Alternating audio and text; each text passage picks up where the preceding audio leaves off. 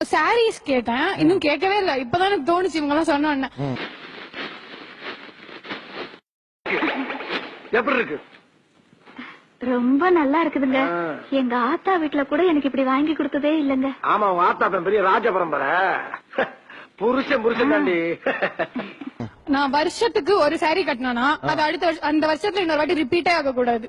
அந்த மாதிரி எனக்கு ஃபுல்லா 365 நாளுக்கும் 365 சாரி வேணும். என்ன கேட்ட? 365 நாளுக்கும் 365 சாரி வேணும். என்ன கேட்ட? 365 நாளுக்கும் 365 சாரி வேணும். என்கிட்ட கேட்கப்படாது. வாங்கி கொண்டாந்து குடுக்கறத நாய் பிஸ்கட்ட கவலை மாதிரி அப்படியே கவிக்கணும். புரியுதா? என்னடி நாய்? நக்கலா? கட்டின வீடு ஒண்ணு இருக்கு, அது வேணும். வீடு நான் கல்யாணத்துக்கு முன்னாடி எனக்கு ரெஜிஸ்டர் பண்ணி தரணும். அப்பதான் அந்த வீட்டை ரெஜிஸ்டர் பண்ணி கல்யாணத்துக்கு முன்னாடி ரெஜிஸ்டர் பண்ணி என் பேர்ல இருக்கணும் அந்த வீடு. ஏண்டி என்ன தைரியம் இருந்தா இந்த ஐடியா உனக்கு யாரு கொடுத்தா? யாரு கொடுத்தா? பக்கத்து வீட்டுல புதுசா குடி வந்திருக்காங்க, அந்த மாமி கொடுத்த ஐடியாவா? இல்ல. வேற யாரு?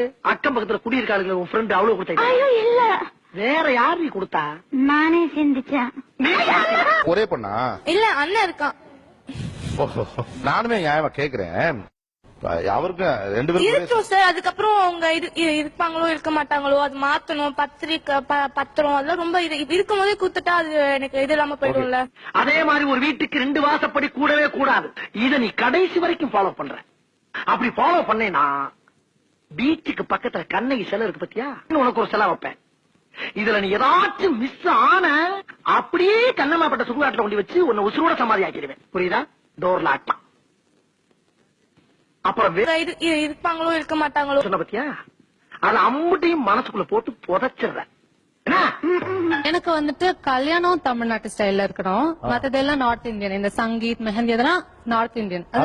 நார்த் இந்தியன் தான். அதே பண்ண முடியும். சங்கீத் நிறைய எல்லா ரிலேட்டிவ்ஸும் கூப்பிட்டுடணும், பெருசா பண்ணணும். இங்க இருந்து செங்கல்பட்டு போறோம்.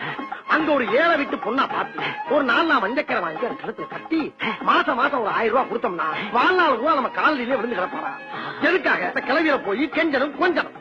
அதானே மச்சான், சூப்பர் ஐடியா கொடுத்தாண்டா. டேய், நாம நேரடியா செங்கல்பட்டுக்கு அடுத்த பஸ் பிடிச்சு போறோம். இவ்வளவு கொழுப்பெல்லாம் அடக்குறோம். எனக்கு டிமாண்ட் எல்லாம் இப்ப எதுவுமே வாங்கி சேர்த்து வைக்க கூடாது. எல்லாமே அப் டு டேட்ல இருக்கணும். இன்விடேஷன் கார்டுல இருந்து எல்லாமே இன்னொரு வாட்டி அவங்க பேசணும். எனக்கு இந்த மாதிரி ஒரு வெட்டிங் வேணும் அப்படி பேசுற அளவுக்கு இருக்கணும். நம்மள பத்தி வெளியே போய் பேசணும், அப்படி செய்யணும். பேசுறேன் அவளுக்கு சொன்னால அது சொல்றாங்க. அப்படியே அக்கா பிரிச்சு. நான் என் அம்மாட்ட என்ன கேக்குறேன்னா, அவங்களோட சாரீஸ் ஃபர்ஸ்ட் திங். செகண்ட் அவங்க என்ன எனக்கு செய்யணும்னு நினைக்கிறாங்களோ அதுக்கு ஈக்குவலா அமௌண்ட் பேங்க்ல போட்டுணும் என் பேர்ல. ஏன் பணமா கேக்குறீங்க? அது என் பேர்ல இருக்கும். நான் எனக்கு எப்ப வேணுமோ அப்ப நான் எடுத்து யூஸ் பண்ணிக்கலாம். ஆனா அவளுக்கு அதை விட ஒருபடி மேல போய் அவளுக்கு நம்மள பெர்மனன்ட் சர்வெண்டாவே ஆக்க முடிவு பண்ணிட்டாங்க. என்னடா சொல்ற நீ? பின்ன என்னடா அறிவிட்ட நாவல். அவங்க பெரிய கலெக்டர் மாதிரி போன்ல உத்தரவு போடுவாங்க. அதை கேட்டு வந்து சொல்றியா? வெட்கம் கெட்ட பையன். போடா இவன.